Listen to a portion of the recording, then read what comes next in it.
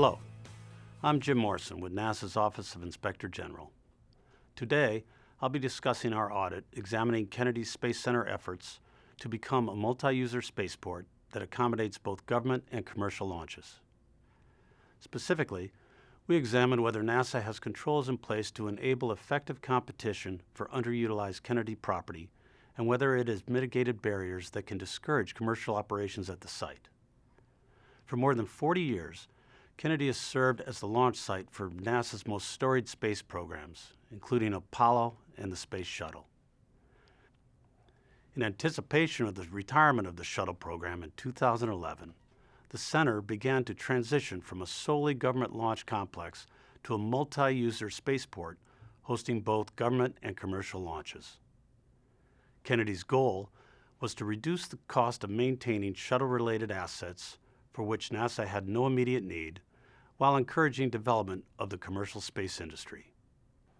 As part of this effort, Kennedy officials identified 23 underutilized assets ranging from the shuttle landing runway to support buildings to Launch Pad 39A, which the center leased in April 2014 to Space Exploration Technologies Corporation, or SpaceX. We found Kennedy has made progress in its effort to become a multi-user spaceport, having leased or in the process of leasing approximately half of these 23 assets.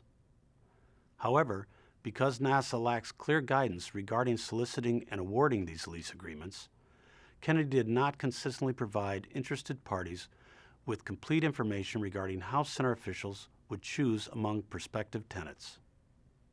With respect to Pad 39A, we found NASA provided reasonable justification for leasing the facility to SpaceX, but that Kennedy's initial approach when soliciting interest in the pad and inconsistent communication with potential tenants engendered confusion. Further, we found Kennedy faces growing competition as an increasing number of domestic commercial spaceports, including a site on the center's doorstep, seek to become operational.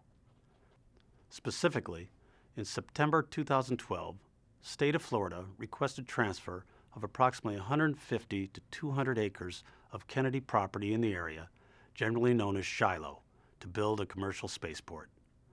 The commercial companies we spoke with identified constraints that may discourage them from operating at Kennedy, including conflicts between their operations and federal missions, a bureaucratic safety review process, issues with getting personnel timely access to center facilities, and difficulty obtaining on-site services.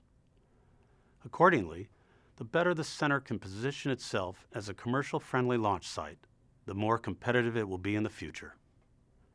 We recommended that NASA clarify guidance regarding its leasing process and take steps to reduce the cost and burdens associated with conducting commercial business at the center. To read the full OIG report, please visit our website at www.oig.nasa.gov.